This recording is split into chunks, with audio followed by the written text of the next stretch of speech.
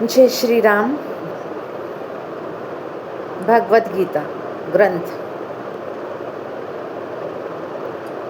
रामचरितमानस ग्रंथ, जैन ग्रंथ, उपनिषद, वेद, पुराण ना, कितना कितना कितना कितना ज्ञान इसमें अथा ज्ञान का भंडार है। जितने गोते लगाते हैं आनंद आता है जी, परमानंद। और अभी हम लोगों की सुविधा के लिए, क्योंकि समय की सभी के पास कमी रहती है, तो हम सबकी सुविधा के लिए रामचरितमानस को भी, जो ग्रंथ है उसको भी छोटे रूप में डॉक्टर पीयूष भार्गव ने कर दिया। भगवद गीता को भी छोटे रूप में 18 अध्याय, ताकि हमारे लिए सरल हो सके। तो अभी पुरुषोत्तम मास चल रहा है, जेठ का महीना है और 29 मई शुक्रवार है। तो हम भी धर्म लाभ ले लें, क्योंकि हम जितना इन ग्रंथों को पढ़ेंगे, समझेंगे, या जो सुनेगा और जो सुनाएगा, दोनों को पुण्य बराबर मिलता है। हम सोचते हैं ना कि भाई ये जो प्रवचन दे रहे हैं भगवद गीता का, रामचरितमानस का, और लाखों की भीड़ वहाँ होती है, तो उनको भी उतना ही पुण्य मिलता है। कोई भेद नहीं रखते हैं ईश्वर। कहते हैं ना, अच्छे श्रोता और अच्छे वक्ता दोनों ही होना चाहिए हमें। तो मैं मधु जैन आप सभी का बहुत बहुत हार्दिक अभिनंदन करती हूँ, स्वागत करती हूँ। किसी तरह से आपका दिल दुखाया हो तो मधु जैन क्षमा प्रार्थी है। धन्यवाद। श्रीमद् भगवद गीता। श्री ओम नमो भगवते वासुदेवाय विश्वेश्वराय आदि पुरुष अपरंपार अलग पुरुषाय नमः। जगत बंधु ज्योति स्वरूप जी की जाननहार हरि यश मांगन को आयो यह दास प्रभु के द्वार। श्री भगवान जी ने अर्जुन को गीता ज्ञान दिया सो मुझको मिले। हे भय भंजन भगवान श्री कृष्ण जी सो किशोरदास मांगता है। हे प्रभु, गीता ज्ञान के उच्चारण करने से तेरे भक्त पूर्ण ब्रह्म को पाते हैं। हे प्रभु, मैं आपकी शरण में पड़ी हूँ। किशोरदास और कृष्णदास अति दीन गरीब हैं और आप परम प्रवीण आरत दुख भंजन हो।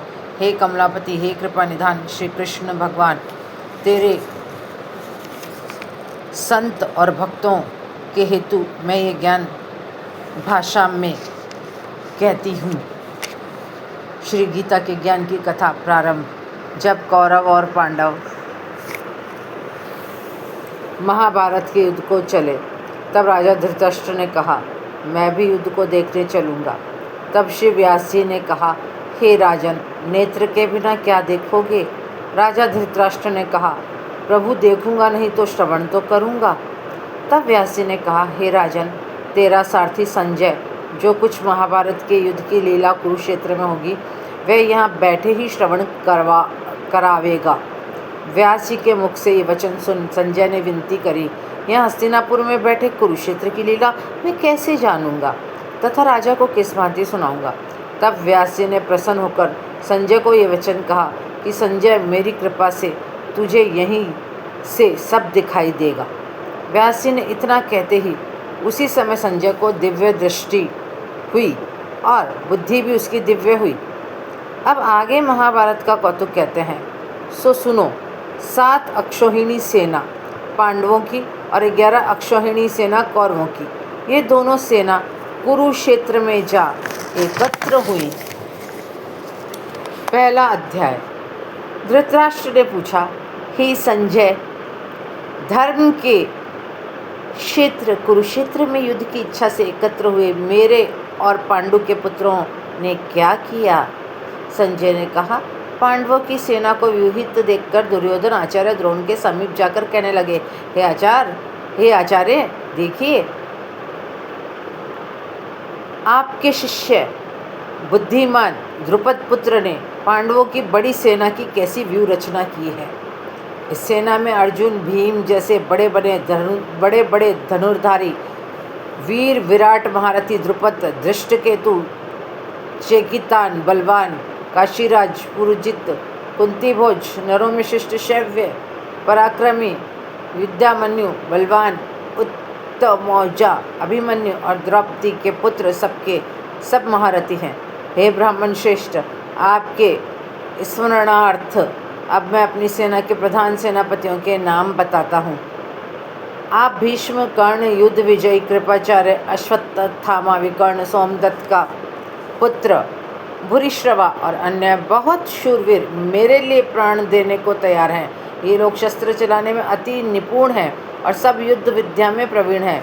हमारी सेना का जिसके भीष्म रक्षक हैं अपरिमित बल है और उनकी सेना जिसके भीम रक्षक हैं थोड़ा बल है। अब आप सब अपने अपने मोर्चों पर सावधान रहकर सेनापति की रक्षा कीजिए। भीष्म पिता ने दुर्योधन को प्रसन्न करते हुए और ऊंचे स्तर से गरजते हुए शंख बजाया। फिर वहाँ चारों शंख, नगाड़े, ढोल, गोमुखा आदि अनेक बाजे बजने लगे, जिनका भयंकर शब्द हुआ। जिनके अनंत सफ़ेद घोड़ों के बड़े रथ पर स्थित माधव, श्री कृष्ण और पांडव अर्जुन ने भी दिव्य शंखों को बजाया। श्री कृष्ण ने 5 जन्य अर्जुन ने देवदत्त नामक शंख को और भीषण कर्म करने वाले भीम ने पौंड्र नामक बड़े भारी शंख को बजाया।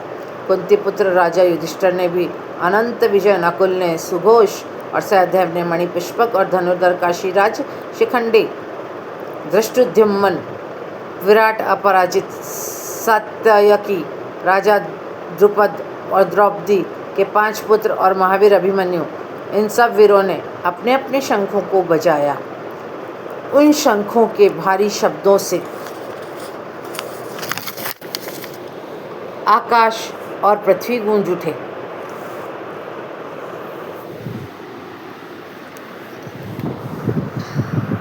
और धृतराष्ट्र के पुत्रों के हृदय कांप उठे। हे राजन, अर्जुन ने कौरवों को युद्ध के लिए प्रस्तुत देखकर धनुष उठाकर श्री कृष्ण से कहा, हे अच्युत, मेरा रथ दोनों सेनाओं के बीच में खड़ा कीजिए, जिससे मैं युद्ध करने वालों को देख लूं कि इस रणभूमि में मुझे किन किन के साथ युद्ध करना चाहिए। दुर्बुद्धि दुर्योधन की प्रीति करने वाले जो युद्ध के लिए यहाँ एकत्रित हुए, मैं उनको देखूंगा। संजय ने कहा, हे राजन, अर्जुन की बात सुनकर श्री कृष्ण ने भीष्म, द्रोण आदि वीरों के सामने उत्तम रथ को खड़ा करके कहा कि हे वीर, युद्ध के लिए उद्यत उन कौरवों को देख लो। अर्जुन ने चाचा, बाबा, गुरु, मामा, भाई, पुत्र, श्वशुर और स्वजनों को शस्त्र से सुसज्जित खड़ा देखा और उसने इन दोनों सेनाओं में अपने ही सब बांधवों को खड़ा देखकर परम दयाद्र होते हुए अत्यंत खेद के साथ ये वचन कहे, हे कृष्ण, युद्ध की इच्छा से आए हुए इन अपने बंधुओं को देख मेरे अंग ढीले होते जाते हैं और मुख सूखा जाता है, मेरा शरीर बेकल होता है, रोमांच खड़े होते हैं, गांडीव हाथ से गिरा जाता है, त्वचा जली जा रही है। हे केशव, मुझ में खड़े रहने के सामर्थ्य नहीं है, मेरा मन चक्कर खा रहा है और सब लक्षण में उल्टे देख रहा हूँ और संग्राम में अपने स्वजनों का वध करके कोई लाभ नहीं होगा। हे कृष्ण, मैं जीत, राज्य और सुख भी नहीं चाहता हूँ। हमको राज्य, भोग तथा जीवन से क्या काम है, क्योंकि जिनके लिए राज्य, भोग और सुख की इच्छा की जाती है वे सब इस युद्ध में प्राण और धन की ममता छोड़ मरने को तैयार हैं। और आचार्य, पिता, पुत्र, पितामह, मामा, ससुर, पौत्र, सारे संबंधी ये सब मुझे मारें तो भी हे मधुसूदन, इन्हें मारने की इच्छा नहीं करूँगा। हे जनार्दन, त्रिलोकी के राज्य के लिए मैं इन्हें मारना नहीं चाहता, फिर इस पृथ्वी के राज्य के लिए तो कहना ही क्या है। हे जनार्दन, धृतराष्ट्र के पुत्रों को मारकर हमारा क्या भला होगा, इन अतातइयों का वध करने में पाप होगा, इसलिए हमें अपने भाइयों धृतराष्ट्र के पुत्रों को मारना अनुचित है। ये सब लोभ के वशीभूत हैं, कुल के नाश करने तथा मित्रद्रोह करने में पाप को नहीं देखते। कुल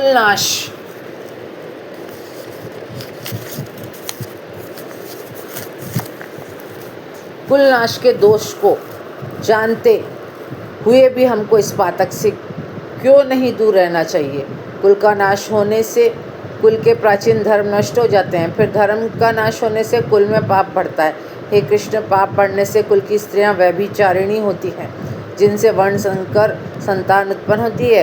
ये वर्ण संकर जिन पुरुषों ने कुल को नष्ट किया है उनको तथा उस कुल को नरक में पहुंचाते हैं, क्योंकि श्राद्ध, तर्पण आदि बंद हो जाते हैं। वर्ण संकर के कारक दोषों से कुल ध्वंसकों के जाति धर्म और कुल धर्म निरंतर नष्ट होते हैं। हे जनार्दन, मैंने बराबर सुना है कि कुल धर्म नष्ट होने से निश्चय नरकवास करना होता है। हाय, हम बड़ा पातक करने को तैयार हैं, जो राज्य सुख के लोभ से स्वजनों को मारने की कोशिश कर रहे हैं। शस्त्रों को धारण किए हुए धृतराष्ट्र पुत्र यदि मुझ शस्त्र रहित और उपायहीन का रणभूमि में वध कर डालें तो मेरा कल्याण हो। संजय ने कहा, हे राजन, यह कहकर अत्यंत दुखित होकर अर्जुन ने उसी समय धनुष बाण फेंक दिया और रथ के पिछले भाग में जा बैठा। इति प्रथम अध्याय संपूर्ण। ये संक्षिप्त श्रीमद् भागवत गीता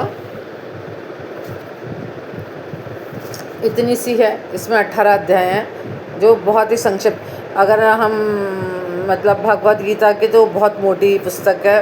मेरे पास रामचरितमानस भगवत गीता की दोनों थी, लेकिन उसके लिए बहुत शुद्धिकरण की, और वो एक स्थान मंदिर में बैठकर ही हम कर सकते हैं। लेकिन इसको हम कभी भी पढ़ें तो इसमें कोई दोष नहीं लगता है। तो आशा करती हूँ पुरुषोत्तम मास का लाभ आप लाभान्वित हुए होंगे। मैं भी लाभान्वित हुई हूँ, क्योंकि ग्रंथ तो ग्रंथ ही होते हैं। इनकी महिमा का बखान या इनके महिमा के गुणगान करने की हमारी सामर्थ्य नहीं है। किसी तरह की त्रुटि हुई हो तो क्षमा प्रार्थी हूँ एक बार मैं फिर से। जाने अनजाने ना जाने कब मैंने किसका दिल दुखा दिया हो, तो मैं क्षमा प्रार्थी हूँ, हृदय से क्षमा प्रार्थी हूँ। आशा करती हूँ आप सब मुझे क्षमादान, ईश्वर मुझे क्षमादान प्रदान करेंगे, और जिन लोगों का मैंने दिल दुखाया है जाने अनजाने, वो मुझे क्षमादान प्रदान करें। और मेरा दिल जिस किसी ने भी दिखाया है, मैं पुरुषोत्तम मास के इस पावन मास, अधिक मास जिसको बोलते हैं, मैं हृदय से, मन वचन कर्म काया से सबको क्षमादान देते हैं। धन्यवाद। पहले मैं माफ़ी मांगती हूँ, फिर मैं माफ़ करती हूँ।